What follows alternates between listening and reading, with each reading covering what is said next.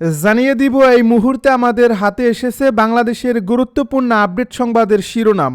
শুরুতেই থাকছে নির্বাচন কমিশনের নিরপেক্ষতা নিয়ে চরম সংশয়, জাতীয় নাগরিক পার্টির কঠোর হুঁশিয়ারি ও নির্বাচন বর্জনের ইঙ্গিত। এবারে জানিয়ে দিব ইসিতে আব্দুল আউয়াল মিন্টু ও হাসনাত আব্দুল্লাহর হট্টগোল। এদিকে হাসনাত আব্দুল্লাহকে সমর্থন জানিয়ে আরেক প্রার্থীর মনোনয়ন প্রত্যাহার। জানিয়ে দিব নির্বাচনের পরিবেশ নষ্ট করতে র্যাবের উপর হামলা বলছে মিয়া গোলাম পরোয়ার।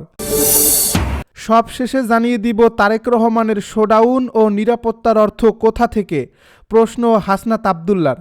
এতক্ষণ শুনছিলেন হাতে থাকা আপডেট সংবাদের শিরোনাম, এবারে বিস্তারিত। তবে তার আগে অনুরোধ রইল ভিডিওটিতে একটি লাইক এবং কমেন্ট করে জানিয়ে দিন ভিডিও সম্পর্কে আপনার মূল্যবান মতামত।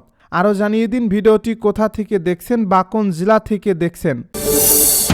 নির্বাচন কমিশনের নিরপেক্ষতা নিয়ে চরম সংশয়, জাতীয় নাগরিক পার্টির কঠোর হুঁশিয়ারি ও নির্বাচন বর্জনের ইঙ্গিত।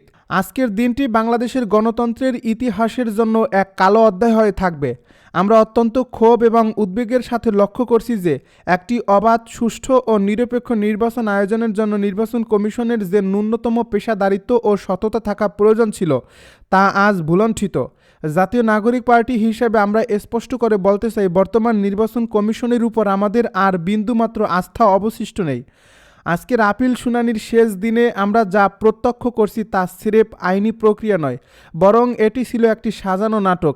একদিকে নির্বাচন কমিশনের বাইরে হাজার হাজার নেতাকর্মীর জটলা তৈরি করে কৃত্রিম মব বা জনচাপ সৃষ্টি করা হয়েছে, অন্যদিকে কমিশনের ভেতরে আইনের তোয়াক্কা না করে একপাক্ষিক সিদ্ধান্ত নেওয়া হয়েছে।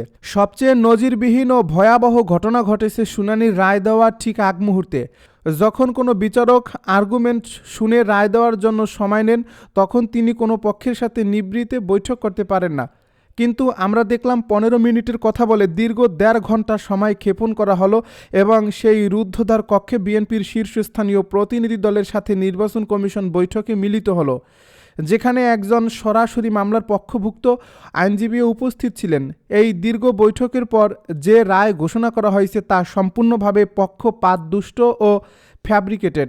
আমরা স্তম্ভিত হয়ে দেখলাম কিভাবে দ্বৈত নাগরিকত্ব এবং শত শত কোটি টাকা ঋণ খেলাপির দায়ে অভিযুক্ত ব্যক্তিদের আইনের ফাঁক ফোকর দিয়ে বৈধতা দেওয়া হয়েছে। বিশেষ করে চট্টগ্রামের একজন প্রার্থীর ক্ষেত্রে, যেখানে 1200 কোটি টাকা ঋণ খেলাপির স্পষ্ট প্রমাণ রয়েছে, সেখানে আইন ও সংবিধানের অপব্যাখ্যা দিয়ে তাকে মুক্তি দেওয়া হয়েছে। এমনকি খোদ প্রধান নির্বাচন কমিশনার যখন কোনো প্রার্থীর পক্ষে আবেগপ্রবণ হয়ে কথা বলেন, তখন সেই কমিশনের কাছ থেকে নিরপেক্ষতা আশা করা বাতুলতা মাত্র। নির্বাচন কমিশন আজ তাদের সাংবিধানিক ও এখতিয়ার লঙ্ঘন করে যেভাবে আইন ও সংবিধানের নিজস্ব ব্যাখ্যা দিচ্ছে, তা দেশের গণতন্ত্রের জন্য এক অশনি সংকেত। এই পরিস্থিতিতে দাঁড়িয়ে জাতীয় নাগরিক পার্টি মনে করে এই কমিশনের অধীনে কোনোভাবেই একটি গ্রহণযোগ্য নির্বাচন সম্ভব নয়। তাই আমরা পর্ষদ এবং 10 দলীয় নির্বাচনী জোটের শরিকদের সাথে জরুরি আলোচনা করে চূড়ান্ত সিদ্ধান্ত গ্রহণ করব। জনগণের ভোটের অধিকার রক্ষায় আমরা আইনি লড়াইয়ের পাশাপাশি রাজপথে আন্দোলনের প্রস্তুতিও নিচ্ছি। কোনো প্রহসনের নির্বাচনকে বৈধতা দিতে জাতীয় নাগরিক পার্টি জনগণের সাথে প্রতারণা করবে না। ইসিতে আব্দুল আউয়াল মিন্টু ও হাসনাত আব্দুল্লাহর হট্টগোল। নির্বাচন কমিশনে আপিল শুনানিকালে বিএনপি প্রার্থী আব্দুল আউয়াল মিন্টু ও জাতীয় নাগরিক পার্টির প্রার্থী হাসনাত আব্দুল্লাহর মধ্যে হট্টগোল হয়েছে। শনিবার দুপুরে রাজধানীর আগারগাঁওয়ের নির্বাচন ভবনে এ ঘটনা ঘটে। এ সময় দ্বৈত নাগরিকত্ব নিয়ে মানিকগঞ্জ 3 আসনের প্রার্থী আফরোজা খানমের মনোনয়নপত্রের বৈধতার বিরুদ্ধে আপিল শুনানির বিরতি চলছিল। প্রত্যক্ষদর্শীরা জানান, শুনানিতে আফরোজার দ্বৈত নাগরিকত্ব নিয়ে সংশ্লিষ্ট সিনিয়র আইনজীবীদের ব্যাখ্যা নেন ইসি। দুপুরে ব্যাখ্যা গ্রহণের শেষের দিকে শুনানি আধা ঘন্টার জন্য বিরতি দেয় কমিশন। তখন থেকে প্রধান নির্বাচন কমিশনারের নেতৃত্বে পুরো কমিশন আসন ত্যাগ করার পরপরই আপিলের পক্ষে ও বিপক্ষের আইনজীবীরা বাদানুবাদে জড়িয়ে পড়েন। এ জটলার মধ্যে উপস্থিত ছিলেন ফেনী 3 আসনের বিএনপি প্রার্থী আব্দুল আউয়াল মিন্টু। দ্বৈত নাগরিকত্বের অভিযোগে তারও বৈধ মনোনয়নপত্র বাতিলের আপিল রয়েছে। আপিল হয়েছে। এজন্য শুনানিতে অংশ নিতে তিনি ইসিতে আসেন। জটলায় তিনি মনোনয়ন বাতিল করতে চাওয়া পক্ষের প্রতি ক্ষোভ প্রকাশ করেন। হাসনাত আব্দুল্লাহকে সমর্থন জানিয়ে আরেক প্রার্থীর মনোনয়ন প্রত্যাহার। কুমিল্লা ৪ আসনে ১০ দলীয় নির্বাচনী জোটের প্রার্থী হাসনাত আব্দুল্লাহকে সমর্থন জানিয়ে মনোনয়ন প্রত্যাহার করেছেন ওই আসনে বাংলাদেশ খিলাফত মজলিসের প্রার্থী হাফেজ মাওলানা মোফাজ্জল হোসেন। ১০ দলীয় জোট এই আসনটি এনসিপি প্রার্থী হাসনাতকে মনোনয়ন দিয়েছে। এর আগে তাকে সমর্থন জানিয়ে নির্বাচন থেকে সরে দাঁড়ান জামায়াতের প্রার্থী সাইফুল ইসলাম শহীদ। আজ মঙ্গলবার সকালে উপজেলা নির্বাহী কর্মকর্তা ও সহকারী রিটার্নিং কর্মকর্তা রাকিবুল ইসলামের নিকট মনোনয়ন প্রত্যাহার করেন হাফেজ মাওলানা মোফাজ্জল হোসেন।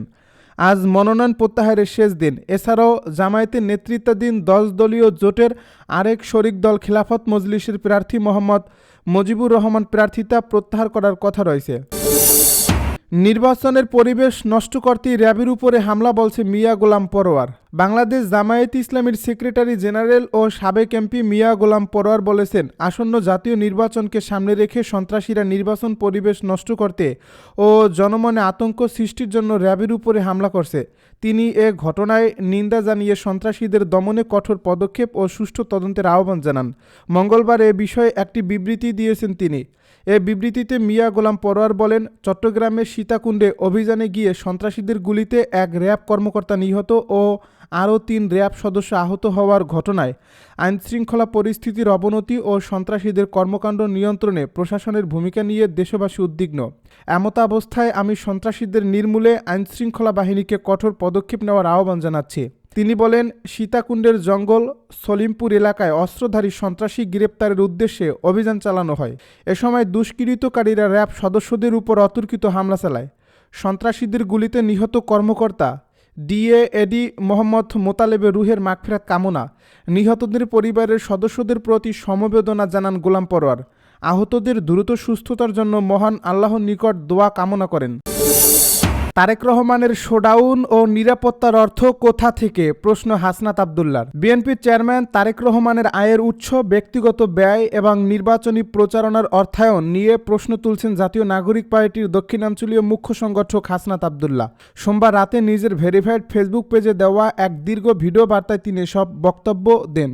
তার এই ভিডিওতে হাসনাত আব্দুল্লাহ বলেন, বিএনপির চেয়ারম্যান ১৭ বছর পর দেশে ফিরেছেন। তিনি বর্তমানে কিভাবে জীবিকা নির্বাহ করছেন এবং তার বিশাল শোডাউন ও নিরাপত্তার বিপুল অর্থ কোথা থেকে আসছে তা জনগণের জানার অধিকার রয়েছে, অথচ এ বিষয়ে কেউ কোনো প্রশ্ন তুলছে না।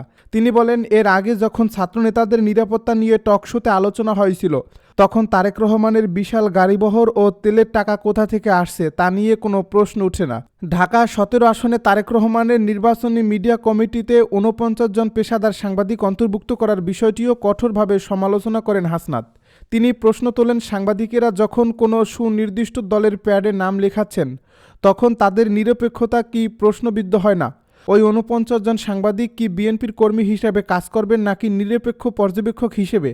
তারা কি নির্বাচন কমিশন থেকে কার্ড নেবেন নাকি বিএনপির কার্ড নিয়ে কাজ করবেন তা স্পষ্ট করা জরুরি। তিনি এ ঘটনাকে সাংবাদিকতার জন্য একটি নেতিবাচক দৃষ্টান্ত বলে উল্লেখ করেন। একই সঙ্গে তিনি বিগত সরকারের সুবিধাভোগী কিছু সাংবাদিকদের ভূমিকার সমালোচনা করে বলেন, যারা দীর্ঘদিন তারেক রহমানকে ভারতের চর বা পলাতক ষড়যন্ত্রকারী হিসেবে উপস্থাপন করছে তারাই এখন আবার তার ঘনিষ্ঠ হওয়ার প্রতিযোগিতায় নেমেছে।